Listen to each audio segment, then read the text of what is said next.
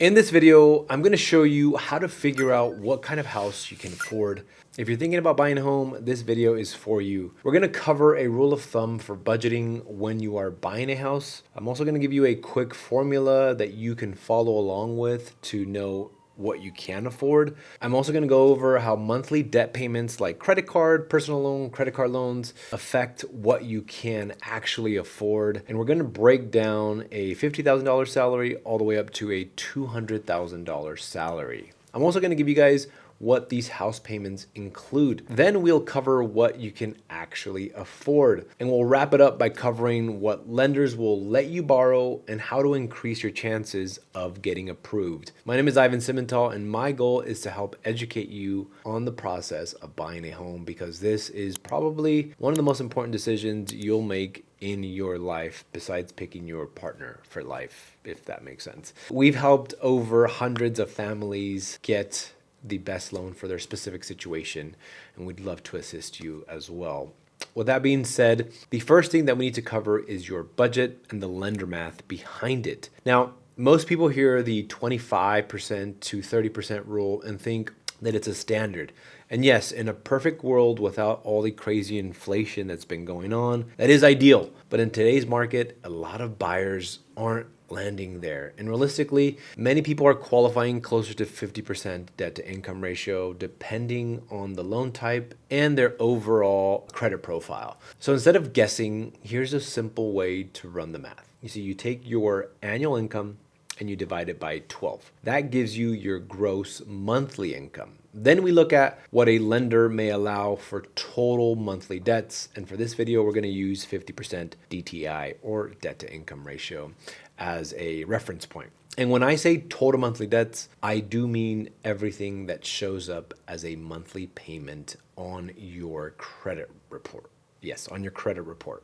So that is car payments, credit card minimum payments, your student loans, if you have any personal loans, anything that hits your credit report is going to be counted. So here's your quick formula for this. We take your gross monthly income, which equals your salary divided by 12 months. Your lender debt to income ratio is your gross monthly income times 0.50. And your max housing payment is that number minus your monthly debts. Now, let's make this real with an actual example. Let's break down a $50,000 salary. If you make $50,000 a year, that's about $4,167 per month. At a 50% DTI, the lender is looking at roughly $2,080 as your total monthly debt cap. So now let's say your monthly debts are $850. You take $2,080 minus $850 and you are left with $1,230 for your housing payment. And I want to be super clear about this part. That housing payment is not just the mortgage, it's the entire payment. And so what does the entire payment or the full payment look like? Well, it includes your principal and interest, it includes your taxes,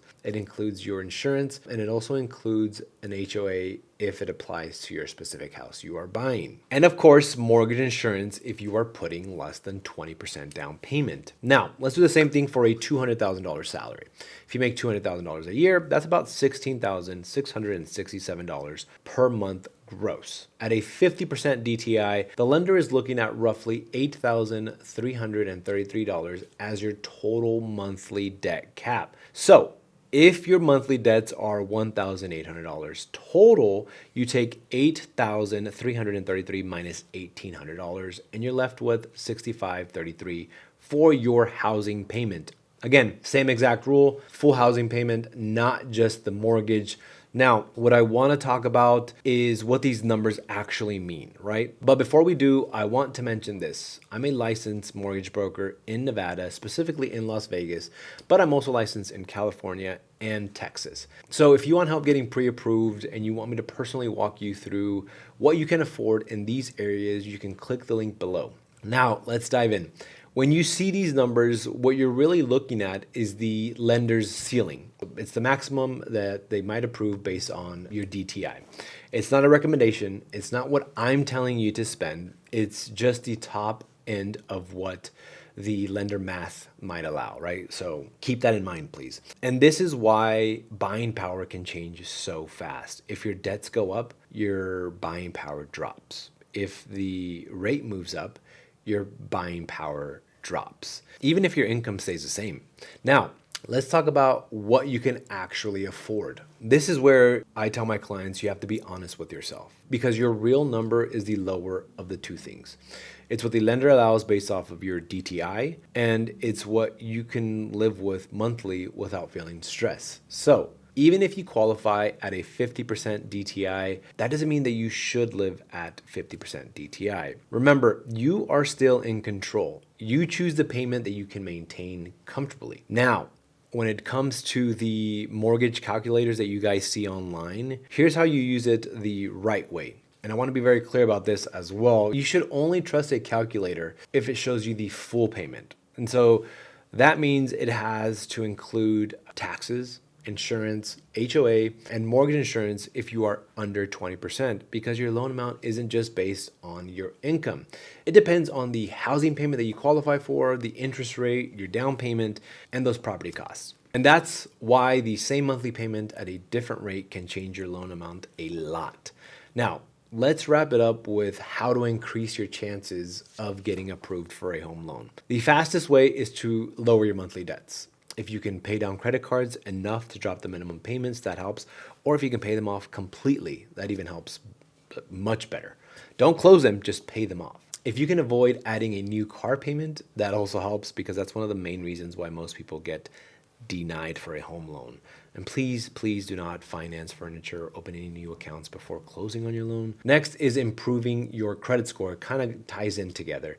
Keep your balances low, make your payments on time, and stop opening new accounts because that definitely does ding your credit score if you're opening up different accounts or running your credit to open up new accounts. You can also strengthen your file by having more cash reserves, right? So more money in the bank can help the underwriter feel better about the loan. It just makes it look like, okay, this person is responsible and they save their money. You can also increase your down payment. That can help as well. It lowers the loan amount and can reduce your mortgage insurance and make the debt to income ratio a little bit lower or better in your favor. And the property itself also matters, and here's why. Here in Vegas, we have HOAs, a lot of properties, and they can crush your buying power, especially if you're buying a condo with higher fees and higher insurance costs. I've seen an HOA on a condo up to $750. That is insane. So that same price can mean a totally different monthly payment. And last, you want to get fully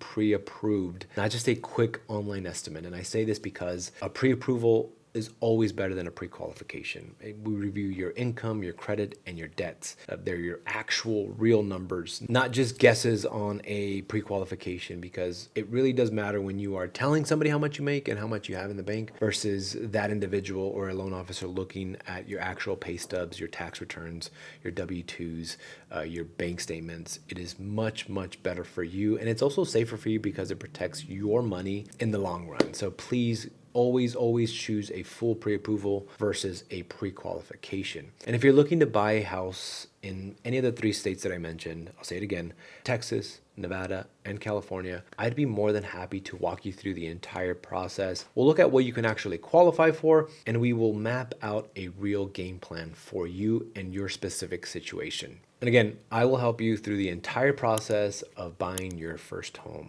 You can check out the link down below to learn more about the process. Guys, thank you so much for tuning in.